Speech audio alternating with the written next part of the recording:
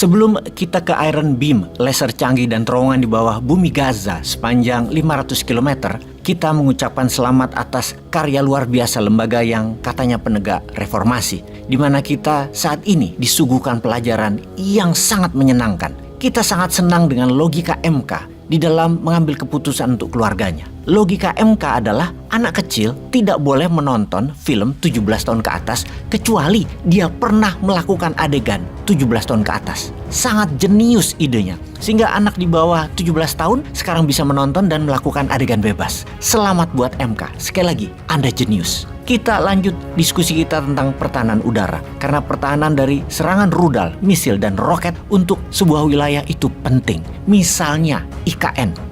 Salah, IKN mah nggak bakal ada yang nyerang. Ini komen kok balik-balik ke sana lagi sih. Israel, kita bicara Israel. Apakah masalah pertahanan udara Israel selain sudah dijebol Hamas Iron Dome-nya? Jawabannya adalah biayanya. Setiap counter roket Israel mengeluarkan biaya $50.000 minimum. Jadi kalau satu hari diserang 1.000 roket Hamas, maka nilainya adalah $50 juta sehari. Amerika seneng banget dagang beginian. Mana peduli 5.000 orang meninggal warga Palestina, di mana 2.000-nya anak kecil. Mana peduli mereka.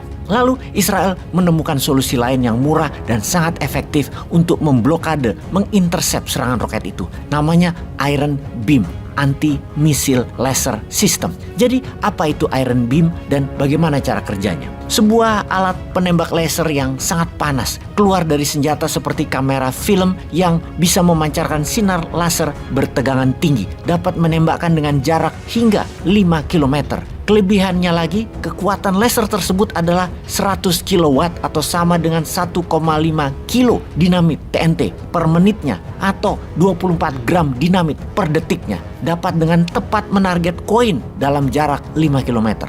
Laser beam berkecepatan cahaya, jadi bisa dengan cepat menembak misil, roket, drone, apapun flying object yang berbahaya lainnya. Di dalam mengintercept misil, maka laser tadi bisa menarget langsung di kepala misil atau misil warhead, juga bisa menarget sayap atau sirip misil agar berbelok dan menyerang kembali ke yang menembakkan. Demikian juga pada saat menembakkan ke drone, bisa di sayapnya, bisa ke propeller atau baling-baling, atau ke warhead amunisinya. Walaupun mahal harga laser beam tersebut, namun Israel dibantu Amerika memasang dan menggunakan sebagai penutup kelemahan Iron Dome yang sudah berjalan selama 10 tahun. Biaya Iron Beam sekitar $2.000 per tembakan, sementara Iron Dome $5.000. Namun kombinasi keduanya membuat langit Israel terlindungi. Benarkah begitu? Pertahanan udara Israel masih belum bisa menangkis serangan drone jarak rendah. Syahid milik Iran itu kerap kali dengan daya ledak kecil masuk ke Israel, belum bisa diantisipasi oleh Iron Dome dan Iron Beam. Masih pusing Israel.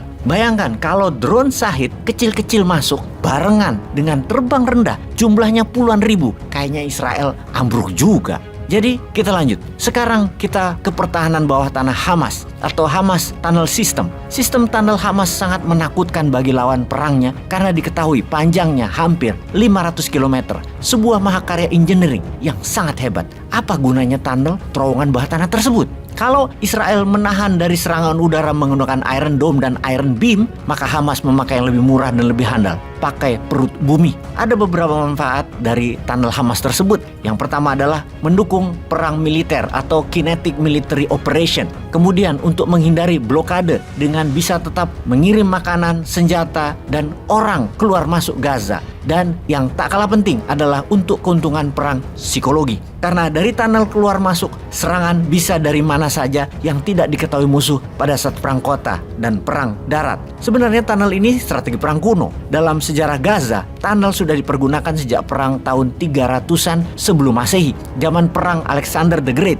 bangsa Palestina di Gaza sudah menggunakan tunnel untuk pertahanannya. Ternyata tidak mudah menaklukkan Gaza. Di zaman Alexander the Great tersebut yang memperkirakan akan mudah menaklukkan jalur Gaza, bahkan 100 hari dikepung tentaranya, Gaza tidak takluk juga. Setelah berhasil masuk Gaza, Alexander tidak dapat apa-apa karena Palestinian sudah bergeser ke semenanjung Sinai lewat tunnel. Di tahun 1980-an, secara diam-diam Palestina membangun jalur baru dan rumit di bawah Gaza. Awalnya hanya menyelundupkan barang pangan dan dagangan. Kemudian di tahun 2000, Hamas membangun dengan lebih rumit dan canggih hingga tidak bisa terbaca dengan mudah. Diperkirakan hampir $1 billion ekonomi per tahunnya yang melewati jalur tunnel tersebut, menyelundupkan barang dari Mesir seperti BBM, pangan, obat-obatan, dan lain sebagainya untuk kehidupan masyarakat Palestina di Gaza dalam 20 tahun terakhir ini. Hamas memajaki mereka yang menggunakan tunnel ini untuk ekonomi. Hamas adalah pengendali tunnel, namun pihak lain dari rumahnya boleh membangun